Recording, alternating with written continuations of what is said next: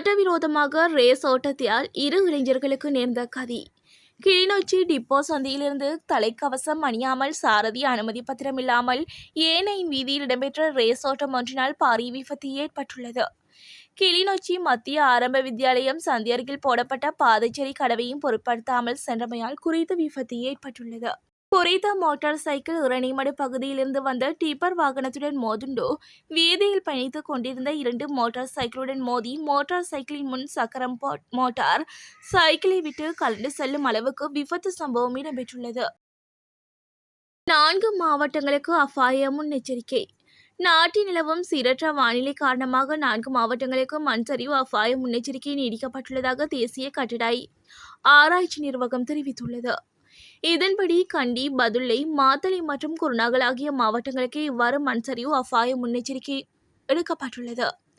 அதேவேளை நமனுகுல தொழிற்சாலை பிரிவின் மண்சரிவு ஏற்பட்டுள்ளதாக பதுளை மாவட்ட செய்தி தொடர்பாளர் தெரிவித்துள்ளார். இந்தியர்கள் இனி இந்த நாட்டுக்கு விசா இல்லாமல் பயணிக்கலாம். 2025 இளவேனிற் காலத்திலிருந்து இந்தியர்கள் விசா இல்லாமல் பயணிக்கும் திட்டம் ஒன்றை கொண்டுவர ரஷ்யா திட்டமிட்டு வருவதாக தகவல் வெளியாகியுள்ளது. 2023 ஆண்டு ஆகஸ்ட் மாதத்திலிருந்து இந்தியர்கள் விசா மூலம் ரஷ்யா செல்ல வழிவகை செய்யப்பட்டுள்ளது. 4 நாட்களில் அந்த விசாவை பெற்றுவிடலாம் என கூறப்படுகிறது.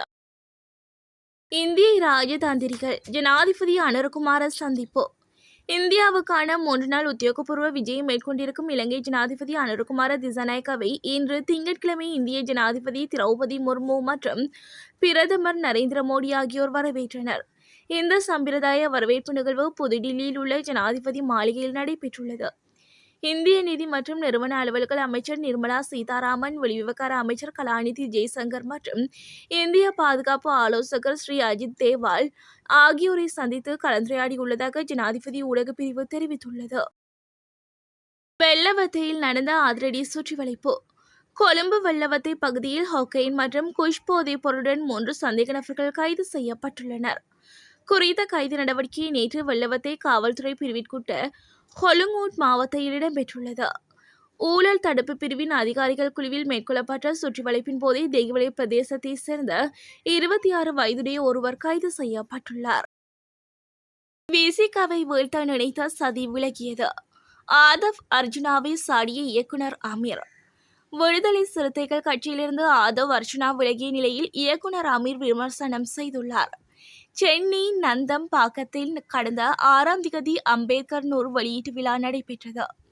இந்த விழாவில் தமிழக வெற்றிக்கழக தலைவர் விஜய், விடுதலை சிறுத்தைகள் கட்சி துணை செயலாளர் ஆதவ் அர்ஜுனா ஆகியோர் கலந்து கொண்டனர். அப்போது பேசிய ஆதவ் அர்ஜுனா, தமிழ்நாட்டில் மக்களாட்சி தான் நடக்கிறது. மக்களால் தேர்வு செய்யப்பட்ட ஸ்டாலின் முதலமைச்சராகியுள்ளார். இதனையடுத்து கட்சியிலிருந்து 6 மாதத்திற்கு ஆதவ் அர்ஜுனா சஸ்பெண்ட் செய்யப்படுவதாக திருமாவளவன் அறிவித்துள்ளார்.